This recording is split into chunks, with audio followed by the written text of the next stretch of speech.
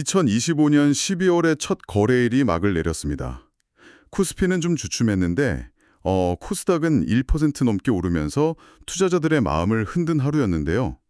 연말이 다가오면서 모두의 머릿속에는 아마 이 질문이 맴돌고 있을 겁니다. 올해도 어김없이 산타랠리는 우리를 찾아올 것인가? 오늘 저희가 받은 자료들은 이 질문에 대해 아주 흥미로운 그리고 서로 좀 상반된 두 가지 시나리오를 제시하고 있습니다. 네, 맞습니다. 단순히 산타랠리가 오냐 마냐 이걸 넘어서요. 그 가능성을 둘러싼 거시경제의 거대한 톱니바퀴가 어떻게 맞물려 돌아가는지 살펴볼 거고요. 동시에 한 기업의 내부 문건에 담긴 그 비밀스러운 계획부터 이제 막 세상에 이름을 알리려는 뜨거운 신규 상장 기업들 이야기, 그리고 금융수장이 던진 작심 발언까지 시장의 표면 아래에서 벌어지고 있는 진짜 중요한 이야기들을 하나씩 꺼내보려고 합니다. 좋습니다. 그럼 첫 번째 주제부터 바로 파고들어 보죠. 12월 증시의 최대 화두, 산타랠리. 이걸 제대로 알려면 방금 끝난 11월의 악몽부터 복귀해야 할 것 같습니다. 코스피가 4.4%나 하락했고 특히 외국인들이 14조 원이 넘는 역대급 물량을 쏟아냈습니다. 이게 그냥 일시적인 현상으로 봐야 할까요? 아니면 더 큰 하락의 전조일까요? 아주 중요한 지적입니다. 11월 시장을 한마디로 요약하면 환율 쇼크였거든요. 달러당 1,470원을 넘나드는 이 초강달러 현상이 외국인들의 이탈을 부추긴 가장 큰 원인이었죠. 하지만 자료들을 종합해보면 시장 전문가들은 이 매도세가 장기화될 가능성은 낮다고 보고 있습니다. 오히려 단기 차익 실현과 과도한 우려가 접친 과매도 국면에 가까웠다, 이런 분석이 지배적입니다. 과매도라는 진단이군요. 하지만 작년에도 연말 랠리를 기대했다가 실망한 투자자들이 많지 않습니까? 올해는 작년과 확실히 다르다고 볼 만한 어떤 결정적인 차이가 있을까요? 외국인들이 돌아올 것이다라는 희망회로만 돌릴 수는 없으니까요. 네, 날카로운 질문이십니다. 바로 그 결정적인 차이를 만들어내는 변수가 두 가지 등장했습니다. 첫 번째가 바로 미국의 통화정책 기조 변화입니다. 바로 오늘 11월 1일부로 연준의 양적 긴축, 즉 QT가 공식적으로 종료됩니다.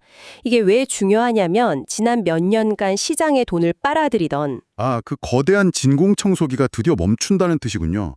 비유가 재미있네요. 그렇죠. 아직 시원한 에어컨, 그러니까 금리 인하를 틀어주는 건 아니지만 최소한 창문을 닫고 더 이상 찬바람이 들어오지 않게는 막아준 셈입니다. 이것만으로도 그동안 유동성 부족에 시달렸던 성장주나 기술주 같은 자산들은 숨통이 트일 수 있는 환경이 조성되는 거죠. 강달러 현상도 완화될 가능성도 커지고요. 연준의 진공청소기가 멈췄다는 게 첫 번째 이유고 두 번째는 무엇인가요? 두 번째는 바로 국내 정책 효과에 대한 기대감입니다. 특히 정부가 추진하는 천스탁 플랜이 핵심인데요. 말 그대로 코스닥 지수를 1000포인트까지 끌어올리겠다는 목표로 내놓은 종합 부양책이거든요.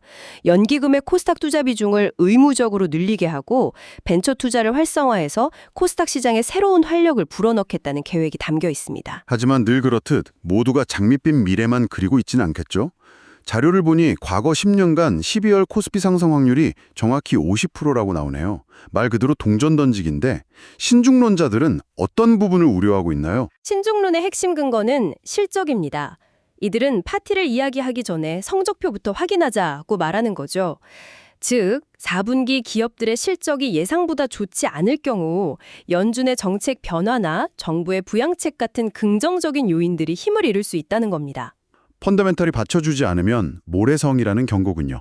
네, 바로 그거죠. 결국 거시적인 변수와 기업의 실적이라는 두 거대한 힘이 팽팽하게 맞서는 형국이네요. 그럼 이제 시선을 개별 기업으로 옮겨보겠습니다. 시장의 방향성은 거시어 변수가 정하지만 그 안에서 수익률을 결정하는 건 결국 개별 기업의 힘이니까요. 오늘 시장을 뜨겁게 달군 기업들의 속사정, 현미경으로 한번 들여다보죠. 코스닥 상승의 주인공은 단연 에코프로 그룹이었습니다. 네, 에코프로 그룹주들이 오늘 일제히 급등했는데 결정적인 소식은 헝가리의 양극재 공장을 준공했다는 것이었습니다. 이건 단순히 해외에 공장 하나 더 지었다, 이런 차원의 이야기가 아닙니다. 국내 배터리 소재 기업 최초로 유럽의 심장부에 생산 기지를 확보했다는 전략적 의미가 훨씬 큽니다. 연간 전기차 약 60만 대에 공급할 수 있는 규모인데 향후 2배 증설 계획까지 세워뒀습니다. 유럽 현지 생산이라 이건 단순히 물류비를 아끼는 수준을 넘어서는 거는군요. 고객사인 삼성 SDI나 SK온 같은 배터리 셀 업체들 바로 옆에 딱 붙어서 유럽 전기차 시장의 핵심 공급망으로 자리 잡겠다는 뭐랄까 해자를 파는 전략으로 보이는데요. 정확히 보셨습니다. 말씀하신 대로 삼성 SDI와 SK온의 공장이 바로 인근에 있습니다. 부품을 실은 트럭이 몇 시간 만에 도달할 수 있는 거리죠. 이건 공급망의 안정성을 극대화하고 고객사의 요구에 즉각적으로 대응할 수 있다는 엄청난 경쟁력입니다. K배터리 생태계가 유럽 심장부에서 하나의 거대한 클러스터를 형성하는 신호탄이라고 볼 수 있습니다. 에코프로가 유럽에 다리를 놓는 동안 다른 한쪽에선 회사의 발표 뒤에 비밀 통로를 파고 있던 기업도 있었습니다. 전자부품 기업 솔로엠의 내부 문건이 공개되면서 시장이 발칵 뒤집혔습니다. 정말 흥미로운 이야기더군요. 네, 이건 정말 한편의 스릴러 영화 같은 사례입니다. 회사가 공식적으로 발표한 내용은 자금 확보를 위해 상환 전환 우선주 RCPS를 발행한다는 것이었거든요. 그런데 저희가 받은 자료에 담긴 내부 문건을 보니 실제로는 이미 2년 전부터 핵심 사업인 전자가격 표시기 ESL 부문을 분사하려는 훨씬 더 큰 그림을 그리고 있었습니다. 잠깐만요. RCPS라는 게 투자자 입장에선 나중에 보통주로 바꿀 수 있는 권리가 붙은 일종의 하이브리드 채권 같은 거잖아요. 회사 입장에선 당장 지분이석 없이 자금을 조달하면서 특정 조건을 달아 경영권을 방어하는 장치로 쓰기도 하고요. 그렇다면 이 RCPS 발행이 사실은 분사라는 진짜 계획을 숨기기 위한 연막 작전이었을 가능성이 있겠네요. 바로 그겁니다. RCPS 발행 공시를 일종의 스모크 스크린으로 활용한 셈이죠. 더 놀라운 건 단순히 분사 계획만 있었던 게 아니라 주가 흐름에 따라 여러 단계의 시나리오를 아주 정교하게 짜놓았다는 점입니다. 예를 들어 ESL 부문 분사 후에 주가가 오를 경우엔 아예 회사를 공개 매수해서 상장 폐지하는 방안까지 검토했습니다. 반대로 주가가 하락할 경우에 대비한 플랜 C, 플랜 D까지 있었고요. 와, 이건 투자자 입장에선 거의 기만이라고 느낄 수도 있는 수준인데요. 회사의 공식 발표 뒤편에선 주가에 따라 상장 폐지까지 고려하는 완벽한 시나리오가 돌아가고 있었다니. 공식적인 발표가 전부가 아니라는 걸 보여주는 정말 소름 돋는 사례입니다. 맞습니다. 투자자들이 기업의 공시를 얼마나 비판적으로 읽어야 하는지를 명확하게 보여주는 사건이죠. 이렇게 기존 기업들의 희비가 엇갈리는 가운데 새로운 이야기를 쓰려는 움직임도 활발합니다. 이번 주에만 5개 기업이 동시에 공모청약에 나서면서 IPO 시장이 뜨거운데요. 이 옥석들 가운데 우리 청취자께서 특히 주목해야 할 기업이 있다면 어떤 곳일까요? 자료에 기반해 두 곳을 꼽을 수 있겠습니다. 첫째는 쿼드 메디슨이라는 의료용 마이크로니들 플랫폼 기업입니다. 세계 최초로 분리형 마이크로니들 기술을 개발했는데 이게 뭐냐면 아주 미세한 바늘 끝부분이 피부 안으로 들어가서 녹으면서 약물을 전달하는 방식입니다. 아, 그 고통 없는 주사, 붙이는 백신으로 알려진 기술이군요. 상상만 해도 혁신적인데요. 네, 상상을 현실로 만들고 있습니다. 이 기술로 국내 최초 비성 간염 백신용 마이크로니들의 임상 1상을 승인받았습니다. 단순히 주사의 고통을 없애는 걸 넘어 약물 전달의 패러다임 자체를 바꿀 수 있는 게임 체인저로 평가받고 있습니다. 다른 한 곳은 정반대의 매력을 가진 TMC라는 특수 케이블 제조사입니다. 케이블 제조사요. 첨단 바이오 기업 다음에 나오니 더 흥미롭게 들리네요. 전통 산업인데 어떤 특별한 점이 있나요? 이 회사는 전통 산업이 어떻게 성공적으로 변신하는지를 보여주는 아주 좋은 교과서입니다. 원래 조선업 호황에 힘입어 선박용 케이블 분야에서 국내 점유율 1위를 차지한 강소기업이었는데요. 여기에 안주하지 않고 원자력 발전소와 데이터 센터에 들어가는 특수 케이블로 사업을 확장했습니다. 최근에는 미국 시장 진출까지 노리고 있죠. 아, 그러니까 조선이라는 전통 산업에서 원전과 AI 데이터 센터라는 미래 산업으로 성공적으로 피벗한 거군요. 한쪽에서는 미래 기술이 탄생하고 다른 한쪽에서는 전통 산업이 스스로를 혁신하는 모습이네요. 현재 우리 시장의 역동성을 잘 보여주는 두 사례 같습니다. 맞습니다. 전혀 다른 산업이지만 성장의 본질은 같다고 볼 수 있습니다. 좋습니다. 이런 개별 기업들의 움직임은 결국 더 큰 틀, 즉 정책과 규제라는 운동장 안에서 벌어지죠. 얼마 전 취임한 이찬진 신임 금융감독원장의 첫 기자간담회에서 아주 작심한 듯한 발언들을 쏟아냈습니다. 시장에 미칠 파장이 상당할 것 같은데요. 네, 몇 가지는 굉장히 파격적이었습니다. 우선 금융지주사들의 지배구조를 정면으로 비판했습니다. 특정 CEO가 장기 연임을 위해 이사회를 소위 자기 사람으로 채우는 관행이 결국 지배구조의 건전성을 해치고 금융사고로 이어진다고 강하게 지적했습니다.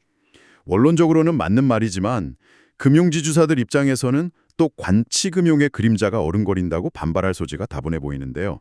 이런 비판이 실제적인 제도 개선으로 이어질 동력이 있다고 보시나요? 정확한 지적입니다. 당연히 관치라는 비판이 나올 겁니다. 하지만 이찬진 원장의 발언을 자세히 뜯어보면 특정인을 CEO로 앉히거나 말라는 식의 직접적인 개입이 아니라 CEO를 선임하는 프로세스와 이사회의 독립성을 보장하는 시스템을 만들려는 데 초점이 맞춰져 있습니다. 미오묘하지만 중요한 차이죠. 이 접근법이 시장의 저항을 뚫고 나갈 수 있을지는 지켜봐야 합니다. 시스템 자체를 건드리겠다는 거군요. 또 인상 깊었던 발언이 있었다고요? 금감원의 구조적 한계를 솔직하게 토로한 점이 매우 이례적이었습니다. 자본시장 불공정 거래를 조사할 때 검찰과 달리 강제조사 건이 없어서 조사에 착수하기까지 2주의 시간이 걸리는 동안 눈앞에서 증거가 모두 인멸되는 걸 지켜봐야 했다고 말했습니다. 심지어 이걸 제도 자체 모순이라는 아주 강한 표현까지 썼습니다. 기관장이 자기 조직의 한계를 저렇게까지 솔직하게 인정하는 건 정말 보기 드문 일인데요. 개인 투자자들이 공감할 만한 부분도 있었다고요? 네, 바로 서학개미, 즉 해외 주식에 투자하는 개인 투자자들에 대한 시선이었습니다. 오죽하면 청년들이 해외 투자를 하겠나라며 국내 시장의 문제점에 대해 정서적으로 공감한다고 밝혔습니다. 심지어 본인 역시 자산의 약 1%를 해외 주식에 투자하고 있다고 공개하기까지 했죠. 규제당국 수장의 입에서 오죽하면이라는 말이 나왔다는 것 자체가 많은 것을 시사하네요. 투자자들의 신뢰를 얻기 위한 첫걸음이 될 수도 있겠습니다. 자, 이제 투자자들의 지갑에 가장 직접적인 영향을 미치는 세금 이야기로 넘어가 보죠. 배당소득 분리과세 개편안이 최종 확정됐는데 기대했던 것과는 좀 다른 모습입니다. 빛 좋은 개살구라는 말까지 나오던데요. 결론부터 말하면 혜택을 받기 위한 허들이 예상보다 훨씬 높아졌습니다. 고배당 기업으로 인정받아 투자자들이 분리과세 혜택을 받으려면 두 가지 조건 중 하나를 만족해야 합니다. 첫째, 배당 성향 40% 이상 또는 둘째, 배당 성향 25% 이상이면서 동시에 전년 대비 배당금을 10% 이상 늘리는 것입니다. 잠깐만요. 다른 건 몰라도 전년 대비 배당금을 10% 이상 늘리는 것, 이건 기업 입장에서 거의 불가능한 조건 아닌가요? 기업 실적이라는 게 매년 변동성이 큰데 어떻게 배당금만 계속 10%씩 올릴 수 있겠습니까? 바로 그 점이 문제입니다. 현실적으로 매우 어려운 조건이죠. 이 때문에 시장에서는 이번 개편안에 수혜를 받는 투자자가 극소수에 그칠 것이라는 분석이 나옵니다. 자료에 나온 계산을 보면 더 와닿는데요. 연 2천만 원의 배당소득, 즉 최저 분리과세 구간 혜택을 받기 위해서는 시가 배당률이 7에서 16% 수준인 고배당주에 최소 1억 2천만 원에서 2억 6천만 원을 투자해야 한다는 계산이 나옵니다. 12월 시장은 산타랠리라는 거시적 기대감과 개별 기업들의 미시적인 시비, 그리고 정부 정책의 현실적인 효과라는 변수들이 복잡하게 얽혀서 방향을 결정하겠네요. 맞습니다. AI나 반도체 같은 거대한 파도 속에서도 에코프로처럼 유럽에 깃발을 꽂으며 한 발 앞서 나가는 기업이 있는가 하면 솔로엠처럼 발표 뒤에 전혀 다른 계획을 숨긴 기업도 있습니다.